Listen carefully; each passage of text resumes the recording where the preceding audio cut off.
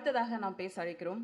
வாழ்க்கை அடுத்த நொடியில் 1000 ஆச்சரியங்களை ஒளித்து வைத்திருக்கிறது என்பது இவருக்கு மட்டுமே பொருத்தமானது. தமிழ் சினிமாவில் செல்லமாய் வந்தவர். நியாயங்களுக்கு எப்போதும் பாயும் புலியாய் பல வெற்றி படங்கள் கொடுத்து ரசிகர்கள் மனதில் கதகளி ஆடியவர். சண்டைக்கோழியாய் நின்று வீரமே வாகை சூடினார். நடிகர் சங்கம், தயாரிப்பாளர் சங்கம் என்று பொறுப்புகள் பல தந்து கோடம்பாக்கம் இவரை கொண்டாடியது. சறுக்கப் போகிறான் என்று சொன்னவர்களுக்கு மத்தியில் சௌத்ரி சாரின் 99வது படம் புது வைரம் பாய்ச்சியது. ஆகஸ்ட் 29 அன்னி வரும் நாள் குறித்தாயிற்று. இனி என்ன, தலை தீபாவளி, தலை பொங்கல், நீங்கள் போங்கல் என்று அண்ணன் தம்பிகள் அனைவரும் வாழ்த்த இருக்கின்றனர். எதிர்கால அரசியலை அவ்வப்போது எட்டி பார்க்கும் அரசியல் ஆர்வம் இவருக்கும் உண்டு, இனியும் உண்டு. அழைக்கிறோம் பெருங்கலைஞனாக வந்து நிற்கும் புரட்சி தளபதி அன்பு நண்பன் விஷால் அவர்களே.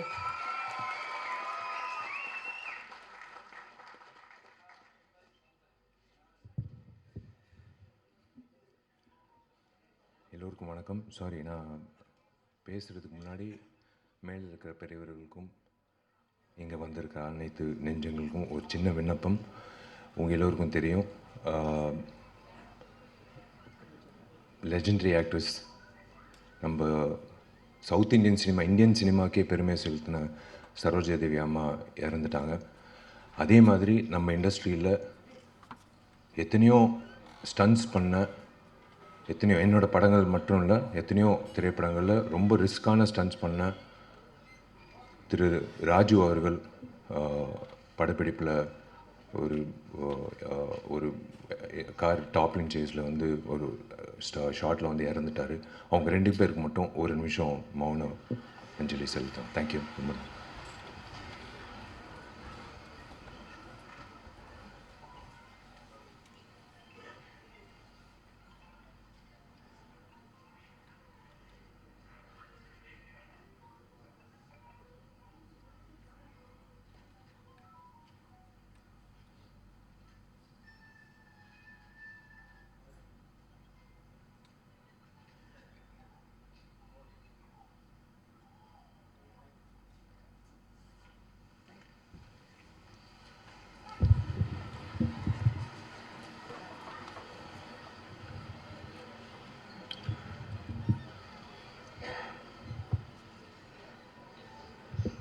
எல்லோருக்கும்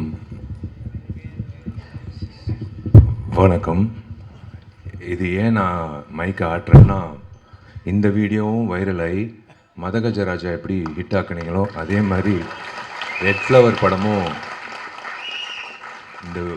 இந்த உலகம் முழுக்க இந்த விழாவோட வீடியோ போய் சேர்ந்து ரெட் ஃப்ளவர் படம் பார்க்கணுன்னு நான் வேண்டிக்கிறேன். அதனால தான் இந்த செய்கை செஞ்சேன்.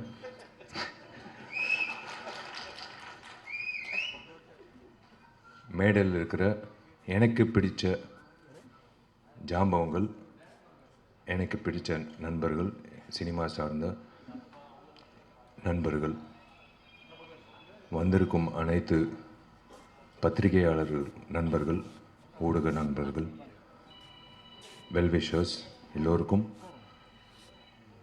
நான் காலை வணக்கத்தை தெரிவிச்சுக்கிறேன். முதல்ல உங்கள் எல்லோருக்கும் பி வாசு சாராக தெரியும், லெஜெண்டரி ஃபிலிம் மேக்கர். எனக்கு P Vasu uncle. P Vasu sir வந்ததுக்கு ரொம்ப நான் இந்த குழு சார்பாக நான் நன்றி தெரிவிச்சுக்கிறேன். ஏன்னா பி வாசு நிறைய இயக்குநர்கள் ஒரு படம் 2 படத்துலேயே அப்படியே போயிடுறாங்க. ஆனால் இன்றைய வரைக்கும், அப்போலேருந்து இப்போ வரைக்கும் இன்னும் பி வாசு சார் நம்ம மனசில் நிற்கிறாருன்னா that's because of his films and that's because of his vision. அதே மாதிரி எனக்கு பிடித்த நிறைய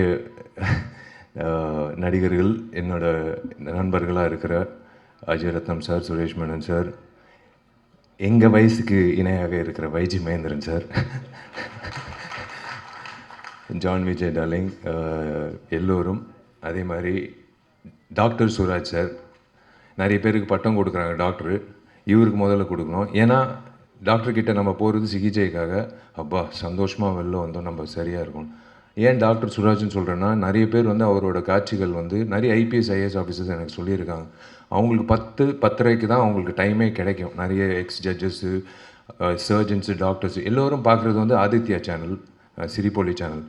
அதில் வந்து இவர் இயக்குன என்னோட படமும் உட்பட இவர் இயக்குன பல படங்களில் வடிவேலு அண்ணன் காமெடி, சுராஜ் சாரோட சென்ஸ் ஆஃப் ஹியூமர் வந்து அவங்களுக்கு வந்து மெடிசனா. அவங்களுக்கு வந்து அன்றைக்கி இருக்கிற ஸ்ட்ரெஸ் எல்லாமே இறக்குறது வந்து அவரோட திரைப்படங்களில் வர நகைச்சுவை காட்சிகள். ஸோ அந்த வகையில் அதனால தான் டாக்டர் சுராஜ் சார்ன்னு சொன்னேன். ரொம்ப சந்தோஷம் சார். யூஸ்வலாக ஹீரோ தான் கெட்டப் மாற்றி வருவாங்க ஃபங்க்ஷனுக்கு. ஃபஸ்ட் டைம் ஒரு இயக்குனர் வந்து கெட்டப் மாற்றி வந்திருக்காரு. முதல்ல இந்த விழாக்கு இப்படி அரங்கம் நிறைந்த ஒரு காட்சியாக அளிக்குதோ அதே மாதிரி இந்த திரைப்படம் ஆகஸ்ட் 8ஆம் தேதி ரிலீஸ் ஆகும்போது இதே மாதிரி அரங்கம் நிறைந்த காட்சியை பார்க்கணுன்றது என்னோட ஆசை. ரொம்ப நன்றி. நீங்கள் முதல்ல வந்து ரெட் ஃப்ளவர் திரைப்படத்துக்கு இந்த விழாவுக்கு வந்ததுக்கு எல்லோரும் வந்து ரொம்ப நன்றின்னு சொன்னாங்க. இல்லைங்க, இது என்னோடய கடமை. தயவு செஞ்சு இந்த சின்ன படம் பெரிய படம் அப்படியெல்லாம் சொல்லாதீங்க. இந்த வெள்ளி திரையில் என்ன காணப்படுதோ அதுதான் படம். அது சின்ன ஹீரோவாக இருந்தாலும் பெரிய ஹீரோ இருந்தாலும் புதுமுக இயக்குனராக இருந்தாலும் பெரிய இயக்குனராக இருந்தாலும் எதுவாக இருந்தாலும் திரைப்படம். ஸோ அந்த வகையில் என்னோடய கடமையாக என் நண்பன் போராளி விக்னேஷ் அவர்களுக்காக நான் வந்து எல்லாத்தையும் ஒதுக்கி வச்சு, எல்லோருக்கும் வேலை இருக்கும், பட் இருந்தாலும் இந்த வேலை ரொம்ப முக்கியமான வேலை. நான் விக்னேஷ்க்கு உறுதுணையாக இருக்கணும்னு ஆசைப்பட்டு நான் வரேன்னு நான் சொன்னது காரணம் வந்து அவர் மனசார பேசினார் பாருங்களேன். அவர் எவ்வளோ கஷ்டப்பட்டு எவ்வளோ அவமானங்கள் தாங்கி எவ்வளோ முயற்சிகள் பண்ணி இந்த திரைப்படத்துக்கு வரைக்கும் வந்திருக்காருன பயணம். அது வந்து அவரோட வழியில் வந்து எனக்கும் அந்த அந்த உணர்வு இருக்குது. ஸோ அந்த வகையில் வந்து விக்னேஷ் அவர்களுக்கு இந்த திரைப்படம் ரெட் ஃப்ளவர் வந்து மிகப்பெரிய திருப்பு முனையாக இன்னொரு இன்னிங்ஸ் தொடக்கத்துக்காக விக்னேஷ்க்கு அமையணும் நான் வாழ்த்துறேன். விக்னேஷ்க்கு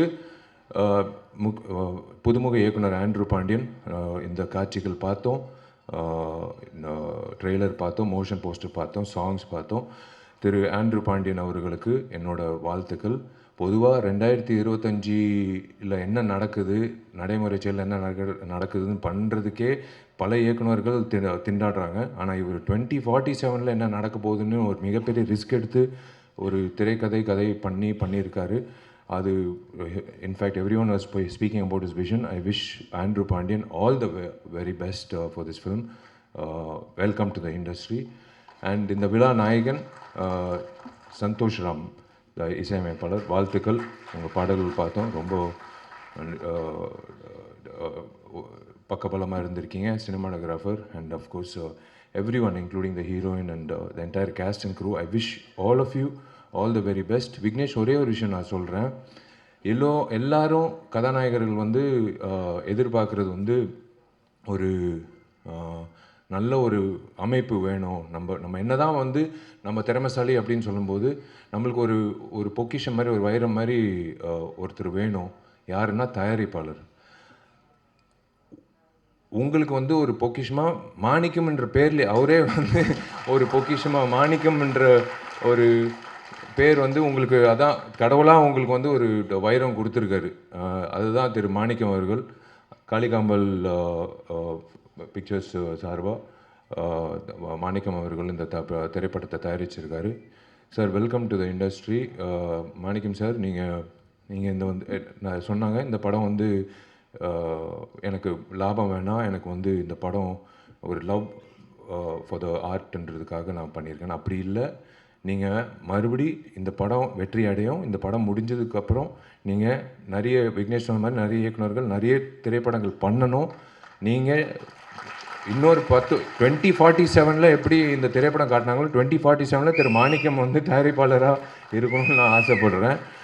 welcome to the film industry. மற்றபடி டார்லிங் ஜான் விஜய், என் டார்லிங் அஜய் ரத்னம் சார், என் டார்லிங் தலைவாசல் விஜய், எல்லோருக்கும் வந்து வாழ்த்துக்கள் for this film. Thank you media. நீங்கள் எப்போவுமே எல்லா திரைப்படங்களுக்கும், எங்கள் திரைப்படம் மட்டும் இல்லை எல்லா திரைப்படங்களுக்கும் நீங்கள் வந்து ஆஜராகி நீங்கள் வந்து சப்போர்ட் பண்ணுறது ரொம்ப சந்தோஷம்.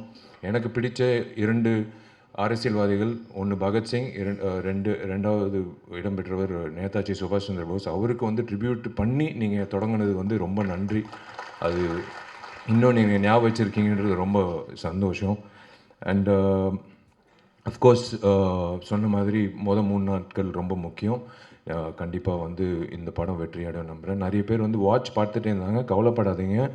இந்த குழுவுக்கு மட்டும் இல்லை, எல்லா திரைப்படங்களும் தயாரிப்பாளர் சங்கம் சார்பாக கதிரேசன் சார் எல்லாரும் வந்திருக்காங்க. நான் ஒரு விண்ணப்பம் நடிகர் சங்கம் சார்பாக இன்னும் 3 மாத காலகட்டத்தில் நாங்கள் வந்து கவலைப்படாதீங்க, டைம் கன்ஸ்டன்ட் இருக்காது. அந்த நாங்கள் கட்ட போகிற அந்த ஆடிட்டோரியம் வெளியே நாங்கள் திறப்பு விழாக்கு அப்புறம் உங்களுக்கு எந்த பிரச்சனையும் இல்லாமல் சின்ன திரைப்படம் வந்து இப்போ எந்த திரைப்படமாக இருந்தாலும் உங்களுக்கு பயன்படும்.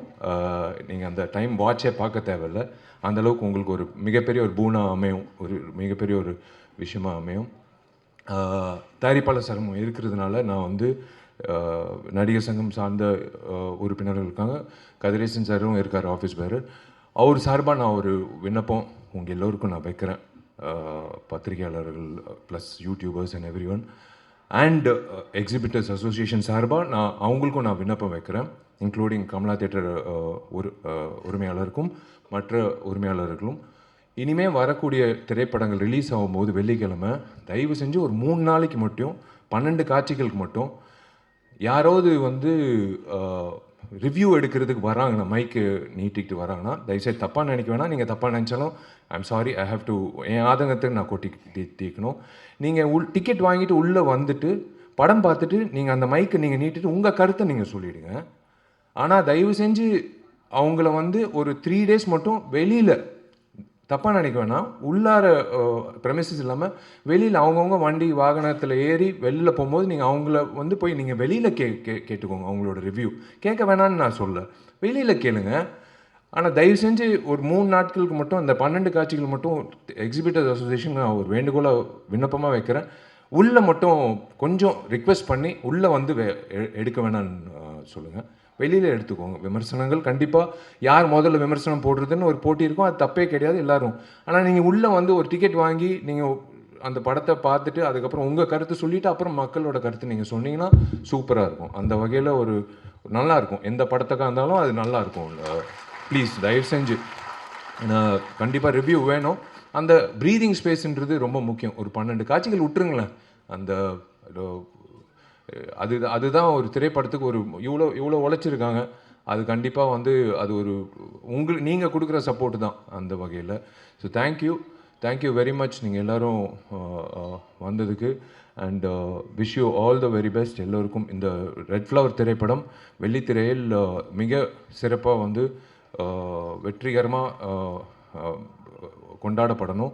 அதே வகையில் தயாரிப்பாளர் சங்கத்துக்கு இன்னொரு விண்ணப்பம் என்னென்னா, கதிரேசன் சார் ஒரு விழிப்புணர்வாக நீங்கள் வந்து ஒரு குழு அமைச்சு வரக்கூடிய புதுமுக தயாரிப்பாளர்களுக்கு இந்த ஓடிடி சேட்டலைட்டோ இல்லை ரிலீஸ் ஆகும்போது அவங்களுக்கு ஒரு சப்போர்ட்டோ, எப்படி ரிலீஸ் பண்ணணும், எந்த தேதியில் ரிலீஸ் நம்ம பண்ணியிருக்கோம். ஆக்சுவலாக ரெகுலேஷன் கமிட்டி மாதிரி பண்ணியிருக்கோம். ஒரே நாள் வந்து 10 திரைப்படம் ரிலீஸ் ஆகுது. அது வந்து எத்தனை காட்சிகள் வருதுன்னு சில தயாரிப்பாளர் தெரியல. எனக்கு 100 தியேட்டர் வருதுன்னு சந்தோஷமாக அலுவலகத்தில் உட்காராங்க. ஆனால் 100 தியேட்டரில் 400 காட்சி வருதான்னு தெரியாது. 100 காட்சி தான் வருது. அது காலை காட்சி 9:30 மணினா எங்கள் வீட்டில் எங்கள் அம்மா அப்பாவே போக மாட்டாங்க என் படம் ரிலீஸ் ஆகும்போது. ஸோ அந்த மாதிரி வந்து கரெக்டாக அமைச்சு கொடுத்தா தயாரிப்பாளர்களுக்கு வந்து ஒரு மிகப்பெரிய ஒரு சக்தியாக இருக்கும். நீங்கள் எல்லோரும் வந்து ஒரு பக்கபலமாக எல்லா திரைப்படத்துக்கும் இந்த திரைப்படம் வெள்ளிக்கிழமை இத்தனை திரையரங்கத்தில் இத்தனை காட்சிகளில் ரிலீஸ் ஆகுது, கவலைப்படாதீங்க அப்படின்னு சொல்லும்போது அவங்களுக்கு ஒரு சந்தோஷமாக இருக்கும். அண்ட் ப்ளஸ் அஃப்கோர்ஸ் எல்லோரும் அந்த ஓடிடி பிளாட்ஃபார்ம் அப்படின்னு வரும்போது நீங்கள் சப்போர்ட் பண்ணிங்கன்னா நல்லாயிருக்கும். மற்றபடி தேங்க்யூ, காட் பிளஸ் யூ. நீங்கள் எல்லோரும் நல்லா இருக்கணும். Thank you very much. எல்லாருக்காண்டியும் ஒரே ஒரு கொஸ்டின். நடிகர் சங்கம் திறப்பு எப்போது? அதே மாதிரி உங்களோட மேரேஜ் அனௌன்ஸ்மெண்ட் அந்த டேட் வந்து ஆகஸ்ட் 29 கன்ஃபார்ம் இல்லை சொன்னாங்க. நீங்கள் ஏற்கனவே அறிவிச்சிருக்கீங்க. 2 மட்டும் எங்களுக்காக சொல்லிடுங்களேன். நீங்கள் பட்டு புடவை கட்டும் போதே எனக்கு தெரியும் நீங்கள் புடவைக்காக தான் இது கேட்குறீங்கன்னு. அதுக்கு தான் கேட்குறாங்க, வேறு ஒன்றும் இல்லை. ஏன் தேதி எப்போன்னு இல்லை, அவங்களுக்கு நான் இப்போ கவிதா வந்து என்னோடய க்ளோஸ் ஃப்ரெண்டு, அவங்களுக்கு புடவை எப்போ வரும்னு வந்து போய் சேரும். அங்கிட்டு தேவராஜ் அண்ணன் வந்து அவங்க வீட்டுக்கு எப்போ போய் சேரும். இங்கிட்டு ஒருத்தர் இருக்கார் மீனாட்சி சுந்தரம், அவருக்கு எப்போ போய் எல்லாருக்கும் எஸ் கண்டிப்பாக வந்து நான் அதாங்க 9 வருஷம் நான் எப்படியோ நான் தாக்கு பிடிச்சிட்டேன். இன்னும் 2 மாதத்தில் இருக்கும். ஆகஸ்ட் 29th என் பிறந்தநாள் அன்னைக்கு கண்டிப்பாக ஒரு நல்ல ஒரு செய்தி இருக்குது கண்டிப்பாக. ஆனால் நான் சொன்னபடி அந்த கட்டணம் எல்லாரும் பெரியவர்கள் எல்லாரும் வந்து அந்த திறப்பிழா முடிஞ்சதுக்கப்புறம் முகூர்த்தம் போய் நான் புக் பண்ணிட்டேன் கார்த்திகிட்ட. கண்டிப்பாக வந்து என் கல்யாணம் அங்கிட்டு தான் கட்டிடத்தில். ஆனால் அது வந்து கண்டிப்பாக வந்து நீங்கள் நினைக்கிற மாதிரி தாமதம் அப்படியெல்லாம் இல்லை, கூடி சீக்கிரம் நடக்கும். அதுக்கு தான் ஓடுறேன் இப்போது, கட்டிடத்துக்கு தான் ஓடுறேன் இது முடிச்சோடனே. எல்லாரும் நினைக்கிறாங்க இவன் எதுக்கு இவன் வந்து டெய்லி காலங்காத்தால வந்து கட்டிடத்தை பார்க்குறான், கொத்தனார்லேருந்து எல்லாரும் ஆர்கிடெக்ட் வரைக்கும் இவன் கல்யாணத்துக்காக தான் வந்து இது அவசரப்படுத்துகிறான் இல்லைண்ணா. பட் நேரம் வந்துருச்சு, இன்னொரு 2.5 monthsல வந்துடும், 2 monthsல வந்துடும் டெஃபினட்டாக. பட் ஆகஸ்ட் 29 கண்டிப்பாக ஒரு நல்ல செய்தி இருக்குது, அது கூடிய சீக்கிரம் நான் அறிவிக்கிறேன். நல்ல கண்டிப்பாக புடவை வந்துடும் Kavitha. Thank you all the best, God bless you. Thank you Vishal. நான் ஏதோ கேட்க போய் நீங்கள் ஏதோ சொல்லிட்டு போகிறீங்க. இப்போது ரெட் ஃப்ளவர் படத்தோட இசை வெளியீடு விஷால் மற்றும் சிறப்பு விருந்தினர்கள் வெளியிட படக்குழுவினர் இப்போது பெற்றுக்கொள்வார்கள்.